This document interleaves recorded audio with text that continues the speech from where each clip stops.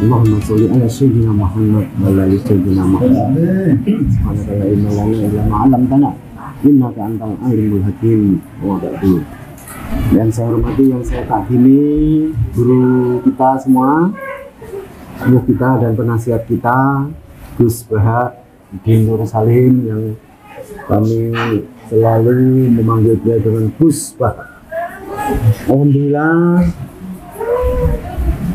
beruntung Unisula pada kesempatan kali ini diperkenankan untuk nyecep ilmunya beliau dengan bersama-sama kita ngaji dengan beliau. Walaupun Jamiah Unisula dosen, mahasiswa, karyawan nanti penjenengan melalui online, dan alhamdulillah kami ini diuntungkan, diberkahi, dan alhamdulillah ditakdirkan untuk bersama beliau untuk ngaji Sukawro dengan beliau pada kesempatan kali ini. Untuk itu marilah bersama-sama acara yang mulia ini kita awali dengan membaca wasilah umur kita pada adanya Nabi Sallallahu Alaihi Wasallam.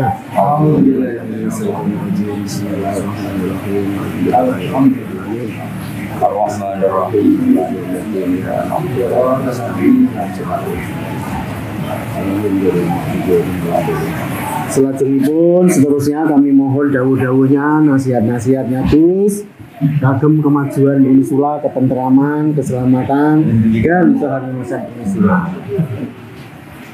Oke, matur monggo Gus, kula aturaken. Salajengipun matur suwun. Nggih. Bismillahirrahmanirrahim. Assalamualaikum warahmatullahi wabarakatuh. Ya, semasang rektor.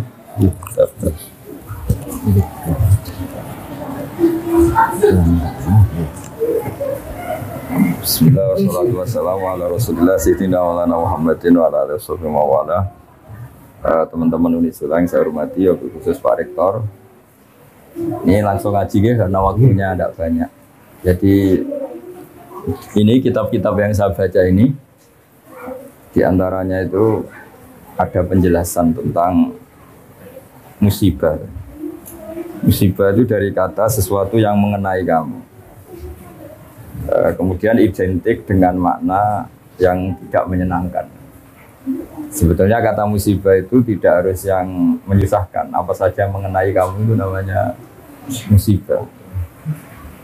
Karena disebut ma'asobaka min hasanatin faminallah. Itu kan dari kata apa saja mengenai kamu, baik itu kebaikan juga namanya ma'asobaka. Makanya terusannya ayat wa ma'asobaka min sayyiatin. Jadi kemudian orang itu karena nafsunya besar, kalau yang tidak dikehendaki itu dianggap problem. Ya, kalau yang tidak dikehendaki itu namanya problem. Kalau yang dikehendaki namanya nikmat. Nah, bahasa itu bahasa manusia. Kalau bahasanya Allah tidak tahu. Misalnya Anda jadi panitia ozon, malaikat penjaga ozon. Mungkin kalau nggak ada penerbangan itu mereka syukuran, karena nggak terganggu. Tapi kalau Anda pengusaha penerbangan ya nganggap ini musibah. Jadi kalau kamu nanti ketemu malaikat penjaga ozon, kemurnian lapisan ozon, kamu nganggap, oh ini susah, nggak ada penerbangan, pasti kamu disemprot. Kalau yang ngomong yang baik. Nah, begitu juga petani itu kadang minta hujan, pas hujan deras, tanyakan bakul es, nggak payu kan gitu. Jadi di ilmu kitab-kitab yang saya baca, kata musibah, kata nikmat itu ada yang hakikat, ada yang menurut kita. Karena ya tadi, kalau Anda malaikat penjaga ozon, mungkin syukuran karena nggak ada penerbangan. Ya. Kalau Anda menteri bagian nangani tenaga kerja, tambah banyak pabrik, tambah senang karena menyerap tenaga kerja. Tapi kalau Anda mungkin menteri lingkungan hidup, oh ini banyak limbah, ini banyak polusi. Nah kira-kira seperti itulah gambaran hidup. Kalau Pak Bejo jadi rektor, kata kroninya ya alhamdulillah, kata musuhnya ya ini musibah. Alhamdulillah Gus. Jadi pola-pola sosial itu Mau pemilihan ini Gus. artinya kalau kita pakai bahasa manusia kan selalu gitu, ada subjektivitas, ada nisbi, ada. Lalu gunanya ngaji sama kiai ya tadi orang dilatih pakai bahasanya Allah. Ya bahasanya Allah tadi ya kita tidak tahu persisnya ini nikmat apa musibah, tapi di balik itu ada hikmahnya, itu sudah dekati bahasa ketuhanan karena apa? Ya, tidak mengklaim. Saya sering guyon, meskipun tuh guyon tapi tak ilmu nih. Misalnya tadi kamu ada pasangan nganten baru yang baru harmonisnya itu orang mesti bilang alhamdulillah harmonis. Tanyakan ibunya itu mulai lupa daratan, lupa ibunya, lupa keluarganya. Kalau harmonis sama istri itu pasti. Jadi kalau ada pasangan harmonis, tanyakan ibunya. Menantu jenengan baik enggak? Oh, ngurus ibu jone tok lali wong tuwa. Atau tanyakan temannya. Saiki lali konco, saiki lali temen gitu karena saking mesranya sama. Nah, di semua segmen kehidupan tuh seperti itu, Pak Bejo. Betul ya. Sehingga agama itu mengajarkan bahasa-bahasa sakral yang tidak lekang oleh waktu, yaitu misalnya baca subhanallah, maha suci Allah, alhamdulillah, subhana rabbiyal azim. Karena bahasa manusia itu tidak pernah sempurna, yang sempurna itu bahasa ajarannya Allah. Kalau itu kan permanen, keadaan apapun ya Allah itu maha suci, keadaan apapun ya alhamdulillah, keadaan apapun Allahu akbar. Sekali kamu kerana manusia itu ruwet. Ya, tadi misalnya kalau sebuah negara itu makmurnya orang taat untuk ke masjid, makmurnya orang nakal. Mesti ke tempat-tempat maksiat. Jadi kalau kamu berdoa makmur, untuk siapa? Dan ukurannya dipakai untuk apa? Kamu dapat uang banyak, alhamdulillah. Kalau orang baik, uang banyak pikirannya ya untuk nafkahi anak istri, bangun masjid ini. Nah, kalau orang nakal kan nanti pikirannya macam-macam. Mungkin ingin judi, ingin booking siapa, atau untuk kepentingan apa. Ya di sini ini baiknya agama datang untuk manusia. Terus ada ketentuan halal haram, ketentuan melawan hawa nafsu, ketentuan mengelola nafsu, ketentuan meminimalkan nafsu. Nah tanpa itu bahasa-bahasa nikmat itu hakikatnya adab, karena nikmat yang mengarah ke untuk maksiat. Nah itu pentingnya ngaji. Jadi orang akan ya tadi. Kalau kamu punya toko sedang laris-larisnya, tanyakan toko rivalnya. Saya ini sepi laris wae Pak Bejo. Toko pesaing. Iya. Tapi nanti yang sedang tidak laris jangan katakan terus jatuh, tidak juga. Baru kayak laris, wes bergaya loro kabeh, tak ibadah wae. Nah, hal-hal seperti ini itu harus diperhatikan supaya orang itu menilai yang dialami tidak pakai ukuran nafsu tapi ukuran menurut Allah Subhanahu wa taala, ma'indallah. Jadi menilai, makanya disebut wal baqiyatu sholihat. Baqiyat itu sesuatu yang abadi, sholihat itu yang bagus.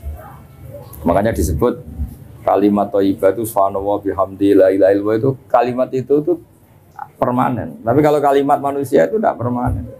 Tadi misalnya kamu bilang nasi itu penting karena makanan pokok. Tanyakan pakar diabetes. Oh, nasi itu mengandung gula, kalau orang dapat nggak boleh kan. Jadi selalu ada masalah. Jadi sama bisa melihat itu nikmat karena bisa melihat apa saja. Kamu mulai tersiksa punya istri jelek ya karena sering banyak melihat itu. Akhirnya sadar bahwa yang kamu punya itu paling tidak cantik itu. Baru kayak sering apa? Melihat itu. Sama. Banyak ada orang punya Innova itu senengnya bukan main. Itu mulai ada musibah, ada temannya sana main pakai Alphard, runtuh dia. Gara-gara melihat Alphard terus kelihatan Innovanya itu jelek. Makanya guyonannya orang-orang haji itu, kalau haji kenapa kamu nangis? Semua orang tuh kok cantik karena melihat orang Pakistan, Turki, yang jelek hanya istri saya. Biasa. Akhirnya gantian anak istrinya nangis. Kenapa kamu nangis? Semua orang kok ganteng, yang jelek hanya suami saya. Di sini hebatnya agama. Ukuran mengelola nikmat itu la tamud dan na'inaika. Kamu jangan pernah melihat yang tidak milik kamu, karena awal ketidaksyukuran tuh melihat. Jadi awal ketidaksyukuran tuh karena melihat. La tamuddanna ainaika, jangan arahkan pandangan kamu ke hal-hal yang ya tadi. Jadi rektor sudah syukur Nanti kalau ketemu menteri terus dididingi di kandang-kandang itu, boleh kok jateh diamu itu. Betul. Jadi menteri pendidikan juga ya bisa ngatur rektor. Ini kalau ketemu presiden, Bisa doa ya. Nah, nanti jadi presiden juga ya, tapi nanti kalau ada Indonesia ada nggak benernya, ada miskinnya juga mungkin salah-salahan. Tok. Sebenarnya semuanya juga ada problem itu.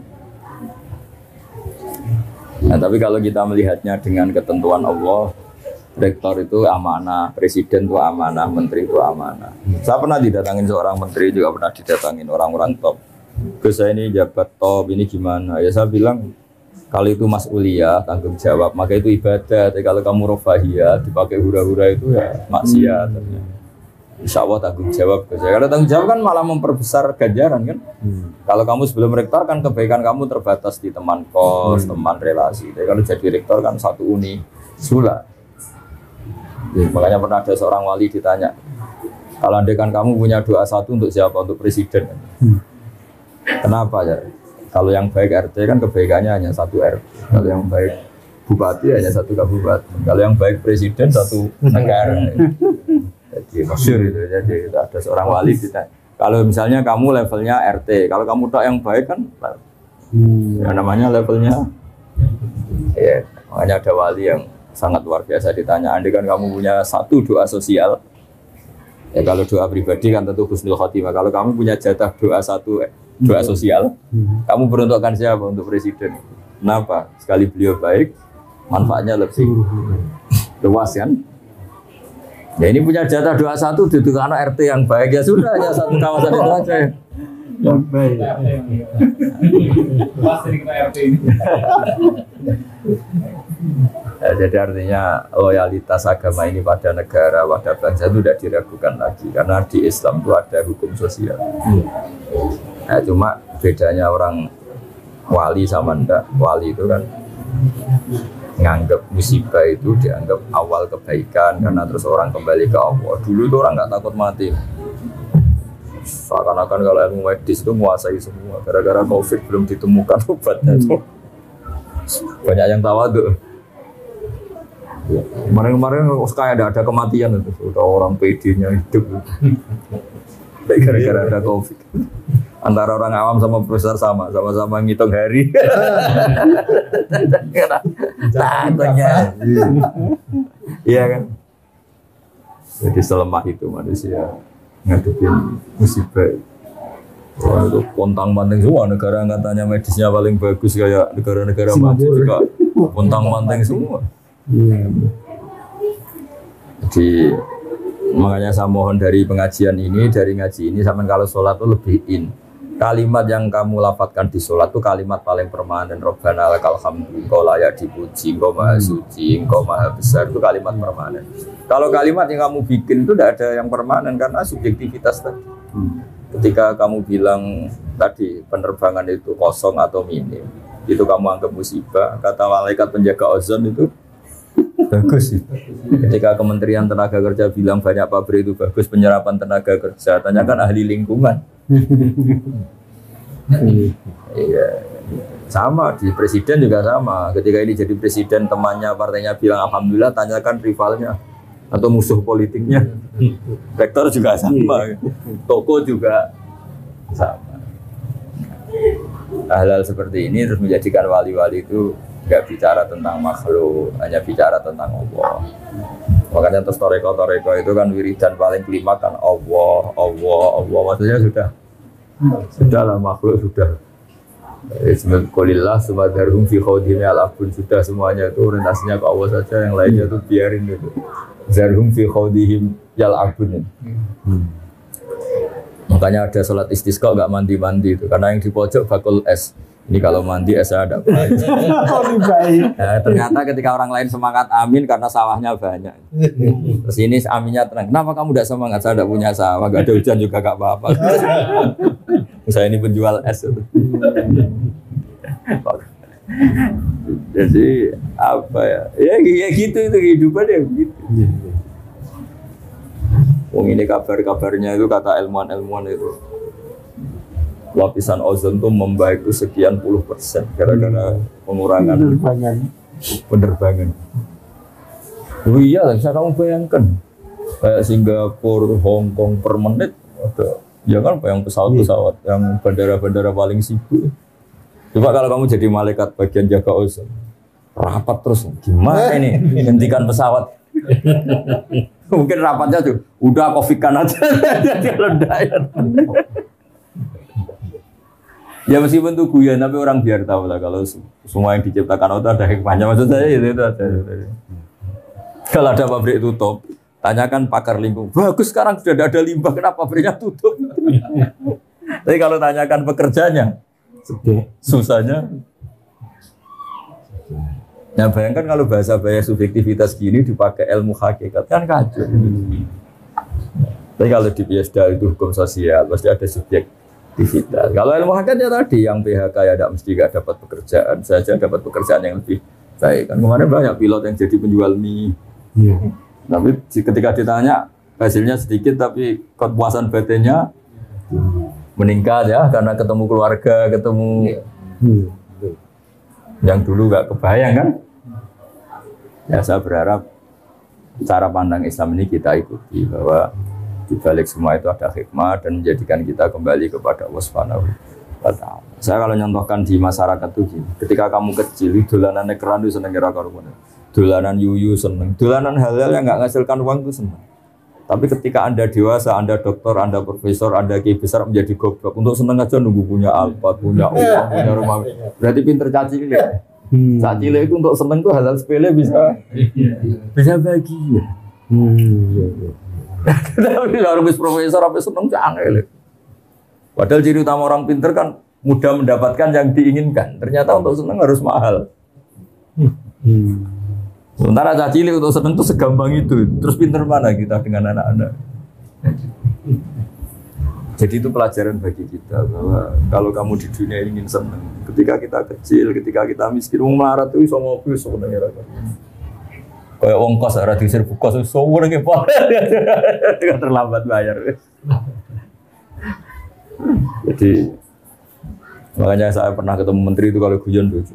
Enak ra menteri saya dulu itu melihat orang jadi menteri itu top. Setelah saya jadi menteri itu merasa enggak top.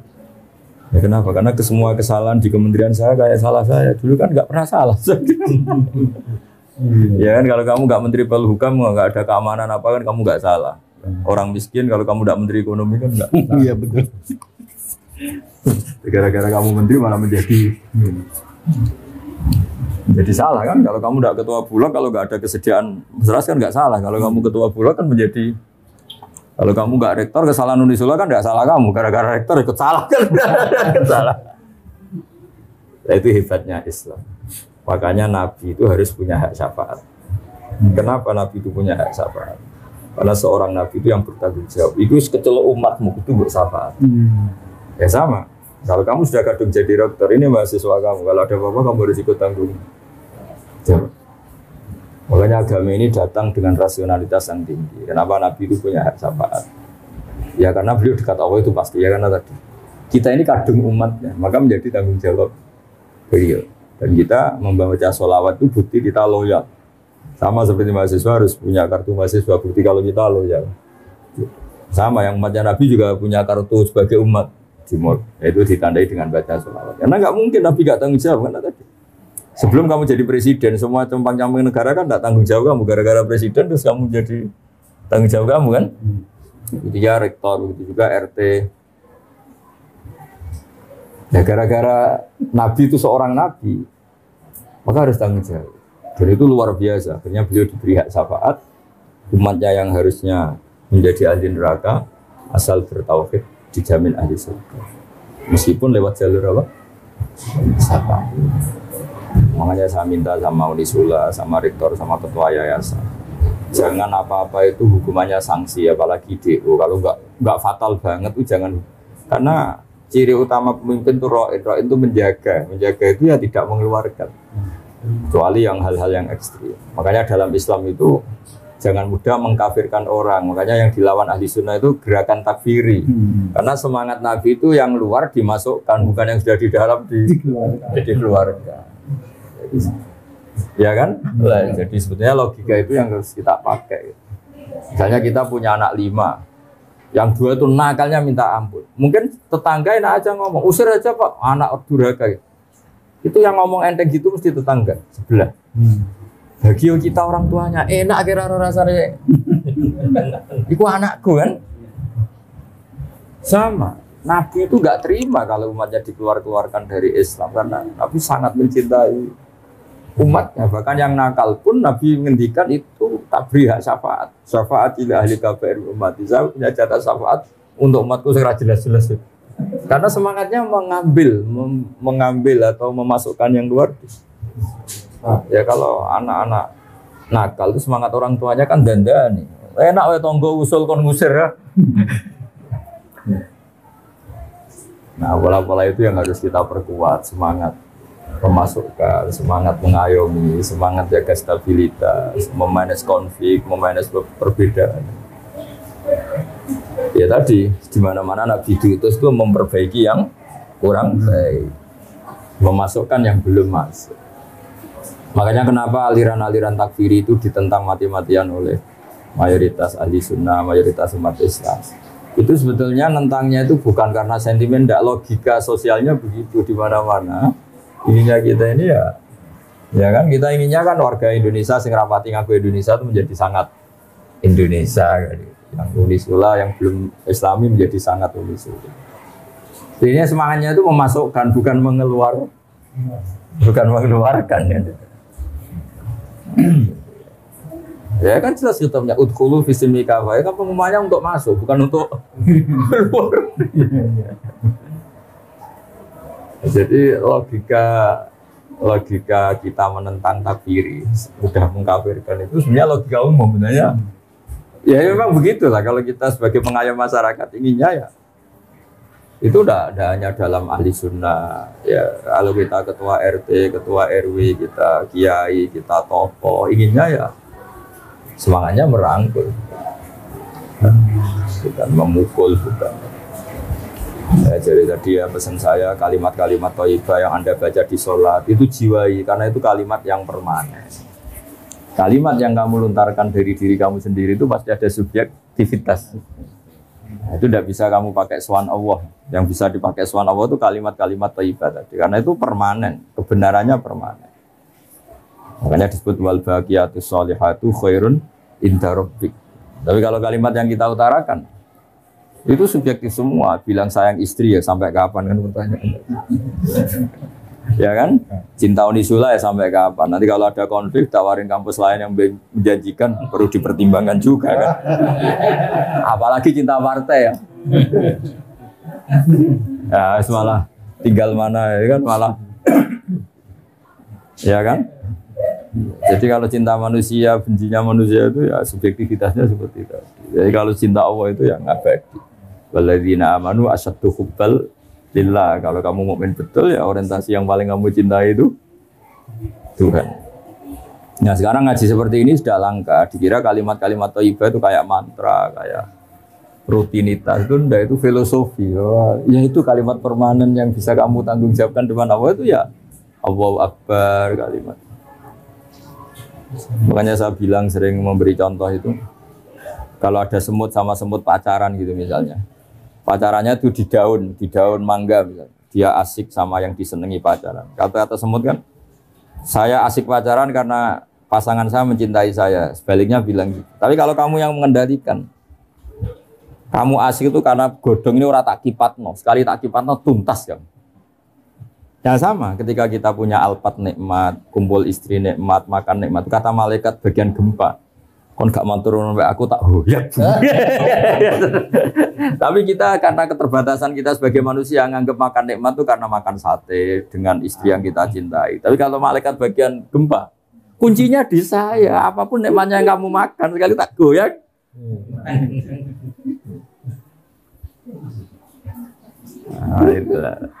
Nah itu sirinya, rahasianya kenapa kiai-kiai itu matehai malaikat, matehai penjaga langit, penjaga bumi itu karena itu berkontribusi dalam kenikmatan yang kita. Jadi, kalau kamu tidak kamu fatihah itu bisa tersinggung. Itu ya selesai. Nah, itu bedanya kiai sama rektor, Pak.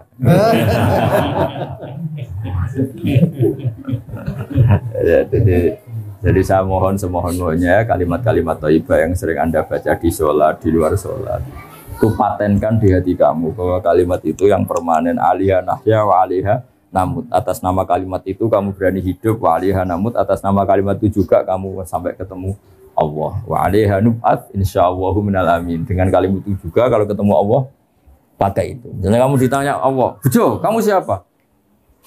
Mukmin Gusti. Aktivitas kamu bersaksi bahwa engkau ini ala kulli syai'in qadir. Kalau depan Allah, "Kamu siapa?" "Rektor Gusti." Mana kampusnya? Sudah berkiamat kan nggak ada kampus.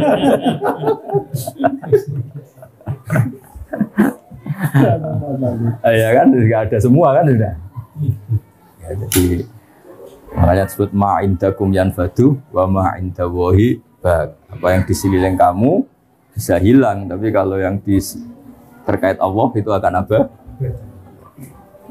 Makanya saya minta jenengan jadi rektor juga melihatnya untuk kemanfaatan agama. Ya, jadi siapa saja orientasinya itu agama. Saya sendiri itu sering tersiksa, misalnya terganggu karena saya mungkin terkenal, dianggap alim. Tapi kalau sudah ingat barokahnya terkenal, saya bisa menterkenalkan Allah dan Rasul lewat hukum-hukum yang ditulis para ulama. Bukan Allah yang Rasul menurut hukum yang ditulis orang-orang bodoh. Kan repotnya itu kan gitu kan. Semuanya orang ngatasnamakan Allah dan Rasul. Sementara dia tidak pernah ngaji. Pertanyaan cerdasnya kan gini. Bagaimana itu mewakili hukumnya Allah dan Rasul? Dia Quran aja tidak hafal, hadis. Pasti itu pendapatnya dia kan, bukan? Tapi kalau yang ngendikan kalau Allah wa Rasul itu orang alim kan, dia bacanya banyak. Itu kan menurut Unisula. Ternyata dia tidak tahu tata tertib di Unisula. Pasti menurut dia kan. Yang berhak bilang menurut Unisula ya kalau dia menguasai ADART Unisula kan kira-kira gitu.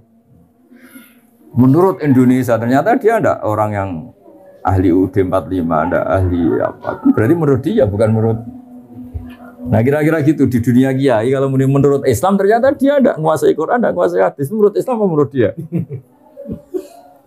Ya kira-kira gitu.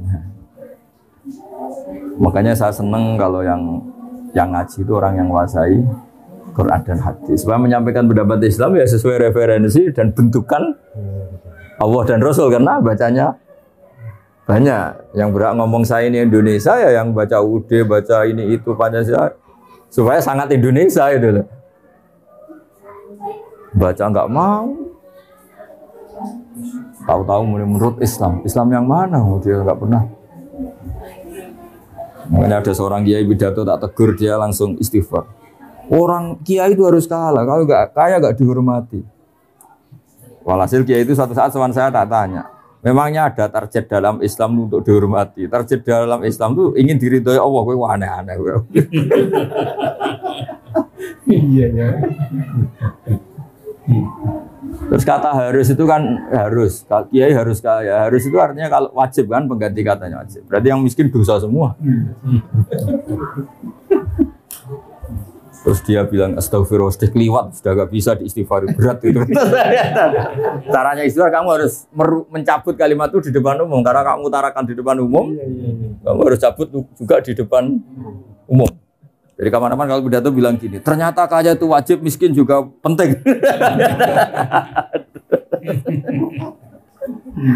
Itu kan karena dia cerminan pikirannya dia, karena lama miskin terus bosan miskin, terus saking bosannya terus bilang, iya harus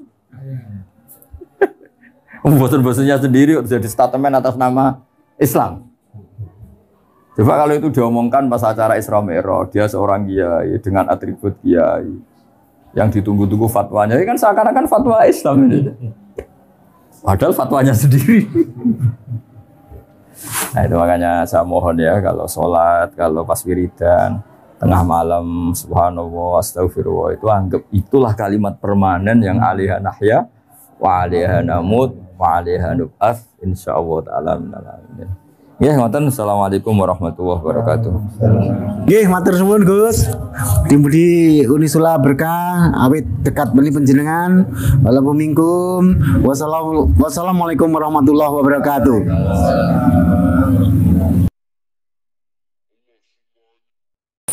Oke teman-teman, jadi itulah rencana ngaji kita bersama dengan Kiai Haji Bahauddin Nur Salim atau Gus Baha.